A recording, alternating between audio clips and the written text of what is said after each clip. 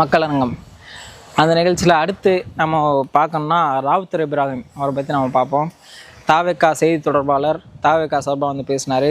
அவர் வந்தோடனே சாட்டை அவர்களை வந்து ஒரு அடி அடித்தாருங்க. என்னென்னா, சார் நீங்கள் ஆரம்பத்தில் டிஎம்கே வலுவாக எதிர்த்தீங்க, இப்போது விஜய் அவர்களை ஃபுல் அண்ட் ஃபுல் ஃபோக்கஸ் பண்ணுறதுக்கான காரணம் என்ன அப்படிங்கிற பாயிண்ட்லாம் கேட்டார்.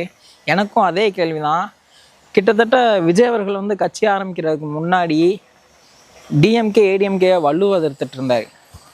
விஜய் அவர்கள் வந்து கட்சி ஆரம்பிக்க போகிறேன்னு சொன்னப்பையும் சரி, அந்த ஆரம்ப காலத்துலேயும் சரி, விஜய் அவர்களை பற்றி அவ்வளோ சூப்பராக பேசுவார், அவ்வளோ புகழ்ந்து பேசுவார்.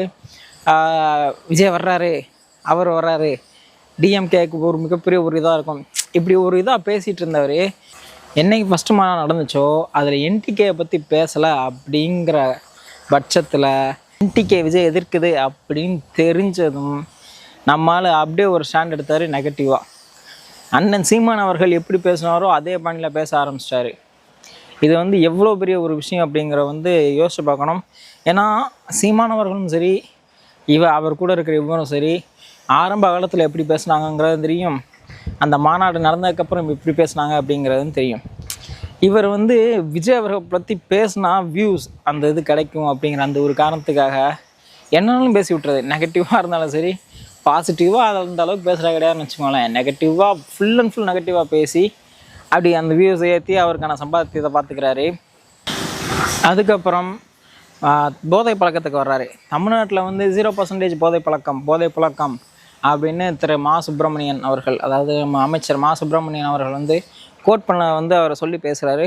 அதுக்கு ஒரு வார்த்தை இது, அப்போ இதுவரையும் தமிழ்நாட்டில் பிடிபட்டது என்ன, கருவேப்பிள்ளை கொத்தமல்லியா அப்படின்றாரு. இதில் வந்து என்ன ஒரு விஷயம்னா, இன்னொரு விஷயத்த சொல்கிறாரு. சென்னை துறைப்பாக்கத்தில் வந்து சரண்யான்னு ஒரு லேடி விற்று அவங்க பிடிபட்டாங்க. இவங்க வந்து மா சுப்பிரமணியன் அவர்களோட இருந்த ஃபோட்டோ வந்து ரிலீஸ் ஆச்சு. அப்படின்னா இவங்க வந்து மா சுப்பிரமணியன் அவர்களுக்கு வந்து நெருக்கமானவங்களை தானே இருக்கணும் அப்படிங்கிற அந்த ஒரு விஷயத்த சொல்கிறாரு. இதில் ஒரு நடுநிலையான ஒரு விஷயத்த நான் சொல்லிட்டேன். இப்போ ஆளுங்கட்சி இருக்குது, ஆளுங்கட்சி இருக்கும்போது ஒருத்தங்க அவங்க எப்படி செஞ்சு பணம் கொண்டு வராங்கிறது அவங்களுக்கு தெரியாது. இப்போ கஞ்சாவே வச்சு எடுத்துகிட்டு அந்த பொண்ணு எடுத்துகிட்டு வருது, ஒரு பகுதி ஒரு அமௌண்ட்டை வந்து கட்சிக்கு நிதியாக கொடுக்குது. நிதியை வந்து யாருமே வெளியே சொல்ல மாட்டாங்க, அது வந்து தெரிஞ்ச விஷயம், யாருமே வெளியே சொல்ல மாட்டாங்க. இவ்வளோ நிதி கொடுத்துருக்காங்க, கட்சிக்கு கொடுத்துருக்காங்கங்கிறது யாராலையும் சொல்ல முடியாது, சொல்லவும் கூடாது. இது வந்து ஒரு கான்ஃபிடென்ஷியலான விஷயம். அதனால் அந்த கொடுத்துட்டு அவங்க அதுக்காக ஒரு பலன் அவங்க என்ன கேட்பாங்க அப்படின்னா, ஒரு ஃபோட்டோ எடுத்துக்கிறேன் அப்படிங்கிற அந்த ஒரு விஷயத்த கேட்கும்போது அவங்களால மறுக்க முடியாது, யாராலையுமே மறுக்க முடியாது. இவங்க என்ன செஞ்சு இந்த பணத்தை கொண்டு வராங்க அப்படிங்கிறது வந்து அவங்களுக்கு தெரியாதுல்ல. ஸோ அதனால் இவங்களும் ஃபோட்டோவை கொடுத்துருவாங்க. கடைசி இந்த மாதிரி ஒரு சிக்கல் வரும் நேரத்தில் இந்த ஃபோட்டோவை அவங்களே ரிலீஸ் பண்ணி இவங்களையும் சேர்த்து உள்ளே இழுத்து விட்டுருவாங்க. திருவிளையாடல் ஆரம்பத்தில் தவணு சொல்கிற மாதிரி தான், நீங்கள் எதை கேட்கனாலும் எங்கள் பாஷை தான் கேட்கணும் அப்படிங்கிற மாதிரி இப்படி புகார் தொட்டுருவாங்க. இது வந்து நடைமுறை இருக்கிறது அப்படிங்கிற வந்து நான் ஒரு விஷயம் நான் சொல்கிறேன். மேபி இப்படி தான் இருக்கலாம், இல்லை அவங்க சொல்கிற மாதிரி வேறு விதமாகவும் இருக்கலாம். ஸோ இது வந்து நமக்கு வந்து ஒரு கன்ஃபார்மாக தெரியாமல் நம்ம சொல்லவும் கூடாது. ஸோ அடுத்தது என்ன பேசுகிறாரு அப்படின்னா, தமிழ்நாட்டில் அந்த திராவிட கட்சிகள் இத்தனை ஆண்டுகளாக நீங்கள் மாறி நீங்கள் ஆட்சி பண்ணியிருக்கீங்க, ஆனால் உங்களால் ஏன் இந்த மக்களோட மனசை வந்து பிடிக்க முடியல அப்படிங்கிற ஒரு வாதம் வைக்கிறாரு. இது வந்து எனக்கு இன்னமும் சரியாக, ஏன்னா அதுக்கப்புறம் அந்த ஒரு கேள்வி கேட்குறாரு, இத்தனை ஆண்டுகள் நீங்கள் ஆட்சி பண்ணியிருக்கீங்க, உங்களை நம்பி நீங்கள் கூப்பிட்டதும் உங்களுக்காக வர கூட்டங்கள் ஏன் இல்லை, ஏன் மக்கள் வந்து வர மறுக்கிறாங்க, நீங்கள் ஏன் அவ்வளோ தூரம் செலவு பண்ணி ஒரு கூட்டத்தை கூட்ட வேண்டிய தேவை இருக்குது அப்படிங்கிறத கேட்குறாரு. இந்த கேள்வி வந்து எனக்குமே ஒரு கேள்வி இருக்குது. எதுக்காக அதை அப்போனா இதில் ஏதோ ஒரு விஷயம் இருக்குதுன்னு தானே அர்த்தம். இப்போ கூட்டம் கூட்டுறவங்கெல்லாம் ஆட்சிக்கு வந்துட முடியுமா அப்படிங்கிற ஒரு விஷயத்த வந்து அவங்களே வைக்கிறாங்க. ஸோ உங்களால் ஏன் அந்த கூட்டத்தை கூட்ட முடியலை? ஏன்னா நீங்கள் ஒரு ஆளுங்கட்சி, ஒரு பணம் இல்லாமையோ ஒரு சலுகைகள் இல்லாமையோ ஏன் அந்த ஒரு விஷயத்த உங்களால் பண்ண முடியலை அப்படிங்கிற வந்து எனக்குமே அந்த ஒரு கேள்வின்றது இருக்கத்தான் செய்யுது. அப்புறம் வர்றாரு என்ன விஷயம் அப்படின்னா, மறுபடியும் சாட்டை அவர்கள்ட்ட வர்றாரு. அவர் வந்து நான் வந்து நிறையா, நானும் அவருமே வந்து அவர் சேனல்லே உட்காந்து நாங்கள் பேசியிருக்கோம். சீமான் அவர்கள் வந்து நான் சட்டசபைக்கு போகணுன்னு விருப்பப்பட்டவன், அவர் ஏன்னா ஒரு திமுக அதிமுகவுக்கு மாற்று கட்சியாக ஒருத்தர் வர்றாருன்னா அதை நான் வந்து ரொம்ப வரவேற்றேன்.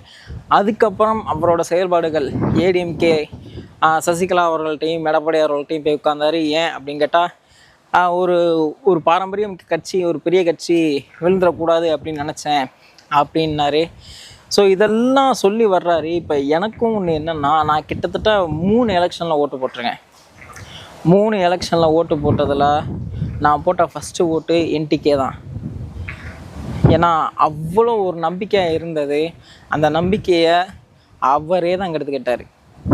அவரோட செயல்பாடுகள், ஒரு சில விஷயங்கள், ஏன்னா இன்றைக்கி தேதிக்கு சோஷியல் மீடியாவில் எல்லாமே வெட்ட வெளிச்சமாக இருந்துருதுங்க. இதை வந்து நம்மளால் மறுக்க முடியாது. இதை வந்து நான் ஆல்ரெடி ஒரு ஷார்ட்ஸில் கூட நான் சொல்லியிருப்பேன்.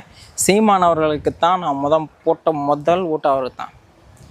ஸோ இதனால் என்ன நான் ஒரு விஷயம் நான் சொல்கிறேங்கிறத, ஏன் தன்னைத்தானே அவர் வந்து அழிச்சிக்கிறாரு அப்படிங்கிறதான் ஒரு விஷயம் எனக்கு தெரில. ஒரு ஒரு ஒரு நிதானத்தில் இருக்காரா அப்படிங்கிறது சொல்ல முடியாத ஒரு விஷயமா இருக்குது. ஒரு விஷயத்தை வந்து அவர் வந்து கேட்காரு. அது அவங்கள்ட்ட கேட்குறாரு. என்டிகே நம்ம சாட்டை அவர்களை பார்த்து தான் கேட்குறாரு. நடிகர்களை கூட்டம் கூடத்தான் செய்யும், விஜய்க்கு மட்டுமா வருவாங்க, நயன்தாராவுக்கு வருவாங்க, சனி லியோனுக்கு வருவாங்க, எல்லாம் வரத்தான் செய்வாங்க அப்படின்னு நீங்கள் 19 சொல்லிட்டு போகிறீங்களே. இன்றைக்கி தேதிக்கு விஜயை பற்றி என் குடும்பத்துக்குள்ளே என் அம்மா அக்கா தங்கச்சி இவங்க கூட நான் உட்காந்து நான் டிஸ்கஸ் பண்ண முடியும். ஆனால் இதை நயன்தாரா பற்றியோ சனி லியோனை பற்றியோ உங்களால் டிஸ்கஸ் பண்ண முடியுமா அப்படின்னு ஒரு வார்த்தை கேட்குறேன். இது வந்து 100க்கு 100 உண்மை. வர்றாங்க அப்படிங்கிறதோட எதுக்கு வர்றாங்க அப்படிங்கிறது தான் ஒரு முக்கியமான விஷயம். இதை புரிஞ்சுக்கணும். நீங்கள் என்ன தான் நீங்கள் எதிர்கட்சியாக இருங்க, ஆளுங்கட்சியாக இருங்க, இல்லை உங்களுக்கு அந்த சித்தாந்தம் பிடிக்காமே இருக்கட்டும், ஒரு விஷயம் நல்லது யாருனாலும் பண்ணலாம், நம்ம தான் பண்ணுங்கிற அவசியம் இல்லைல்ல. நம்ம வந்தோன்னா நாளைக்கு டிஎம்கே வந்துச்சுன்னா, நல்லது பண்ணுச்சுன்னா நல்லதை பற்றி நம்ம பேசத்தான் போகிறோம். இல்லையா அவங்க செய்கிறத நம்ம சொல்லத்தான் போகிறோம். அதே மாதிரி டிவிக்கே வந்து ஏதாச்சும் ஒரு கெட்ட விஷயம், நமக்கு தப்பாக படுறத அதை வந்து உடச்சி நம்ம பேச தான் செய்யணும். இப்போ ஒரே ஒரு விஷயம் நான் சொல்கிறேன், இந்த காலத்துக்கும் நம்ம மனசில் வச்சுக்கிட்டா, ஏன்னா யார் தப்பு பண்ணாலும் அதோட அந்த ஒரு விளைவு வந்து நம்ம மேலே தான் வந்து விடியும் அப்படிங்கிறது வந்து இந்த வீடியோவில் நான் ஒரு முக்கியமான பாயிண்ட்டை நான் சொல்கிறேன். நாளைக்கு டிவிக்கேவே வந்தாலும் நான் கேள்வி கேட்கத்தான் செய்வேன். அவங்க தப்பு பண்ணால் தலைமை கரெக்டாக இருக்குங்கிறதெல்லாம் என்னால் 100% சொல்ல முடியும். ஆனால் அது கீழே இருக்கிறவங்க எப்படி இருப்பாங்க அப்படிங்கிறத வந்து நம்மளால் சொல்ல முடியாது. அவங்க தப்பு பண்ணும் பட்சத்தில் நம்ம அதை பற்றி பேசத்தான் செய்ய போகிறோம். இது எல்லாரும் செய்யணும் அப்படிங்கிற. இன்றைக்கி டிஎம்கேவோட நீங்கள் ஒரு மிகப்பெரிய ஒரு உயிரான தொண்டனாக இருக்கலாம், எப்படியும் நான் இருந்துட்டு போனேன். ஆனால் ஒரு தப்புன்னா அதை வந்து நம்ம கேட்கணும் அப்படிங்கிறத தான் நான் சொல்கிறேன். அப்போனா தான், ஏன்னா நமக்காக வந்தவங்க தான் அவங்களுக்காக நம்ம கிடையாது அப்படிங்கிறத சொல்கிறேன். இன்றைக்கி தேதிக்கு கடன் ஏற ஏற ஏற ஏற நம்ம மேலே வரி சுமை ஏறும்.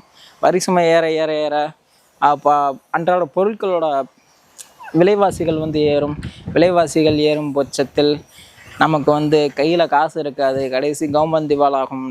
இது வந்து மிகப்பெரிய ஒரு சிக்கலில் நம்மளை கொண்டு விடும்.